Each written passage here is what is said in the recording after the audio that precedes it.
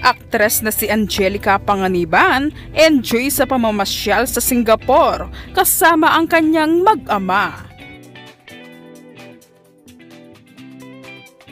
Masayang-masaya ang aktres na si Angelica Panganiban sa kanilang family trip sa Singapore kasama ang kanyang mister na si Greg Homan at ang kanilang anak na si Amila Sabin o mas kilalang Bin. Sa mga larawang ibinahagi ni Angelica sa kanyang social media, hindi maitatago ang kasiyahan ng kanilang pamilya.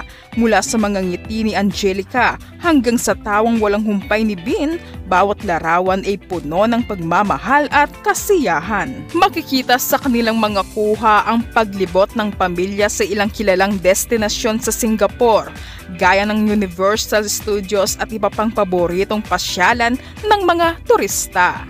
Maraming netizens ang napahanga sa ganda ng mga litrato ng pamilya Homans. Ang mga komento sa social media ay puno ng papuri mula sa kanilang simpleng pasyon, sa natural na kasiyahan ni Bin hanggang sa kabuuang ora ng kanilang pamilya.